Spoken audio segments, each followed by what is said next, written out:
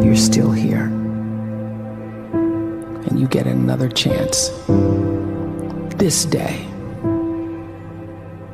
to do better and be better. Another chance to become more of who you were created and what you were created to fulfill.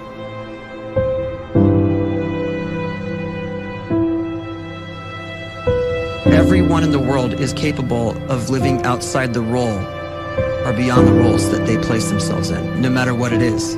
You're not just a dad, you're not just a banker, you're not just a brother or a son or a convict. It doesn't matter. Like, everyone is bigger, much bigger, infinitely bigger than the roles they place themselves in, and is capable of reaching potential greater than anything they could imagine.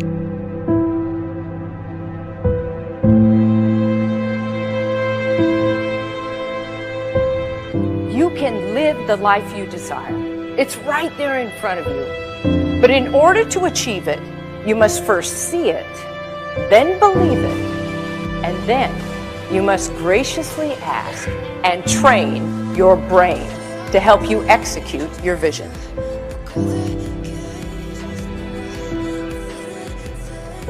So when you start to focus and you delete distraction from your life, and you start to get seriously invested in doing one thing staggeringly well, and you practice that one thing over and over, a term to think about is mundanity.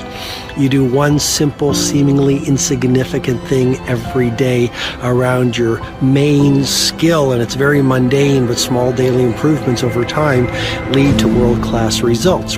Well, here's what happens in your brain. You start to isolate a single neurocircuit around that skill, and that starts to trigger a certain type of brain cell called an oligodendrocyte, which then releases myelin. Myelin is a fatty tissue that starts to wrap around that single neurocircuit related to that main skill you've been practicing. And when myelin starts to wrap around the brain circuit, what happens is you have accelerated learning times, you can see more quickly, heightened perception, and you'll learn more quickly. And that is really the quote-unquote secret of the great producers. It's not a result of some natural gift, but their daily practice, their relentlessness and their grit, their work ethic, and their singular focus and sacrifice.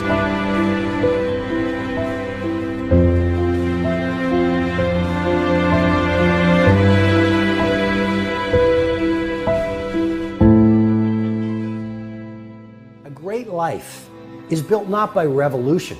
A great life is built by evolution. Small and steady wins the race.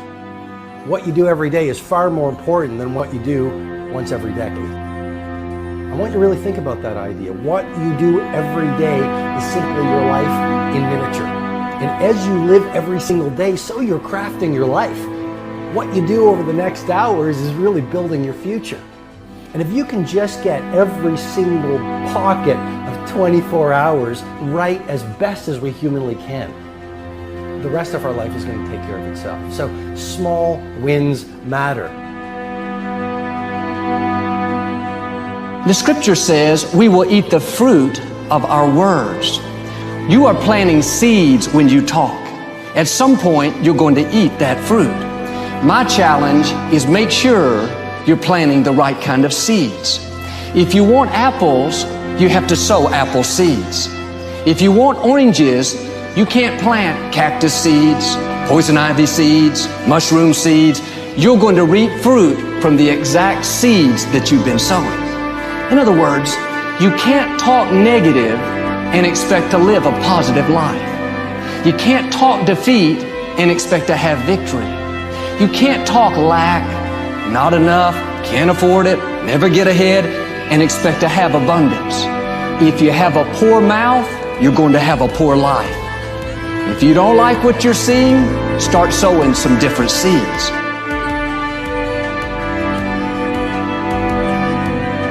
We may not realize it, but we're always feeding ourselves.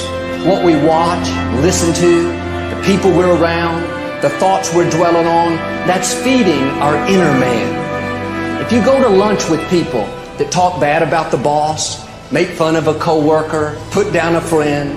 They're feeding you gossip, feeding you jealousy, feeding you disrespect. Here's the key. Whatever you feed is going to grow. You may not like what they're feeding you. You're a nice person. But if you continue to hang around them, before long, you'll be gossiping. You'll be critical. You'll be disrespectful. Why? Because you kept feeding the wrong things. If you're always feeding negative thoughts, thinking, I'll never get well, I'll never meet the right person, you're feeding doubt, feeding mediocrity, feeding fear. If you know exactly what you want to be, you need to spend as much time with people that are actually that already.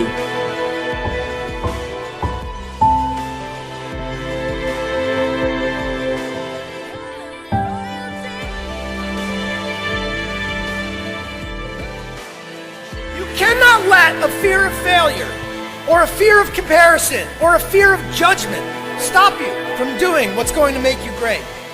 You cannot succeed without this risk of failure.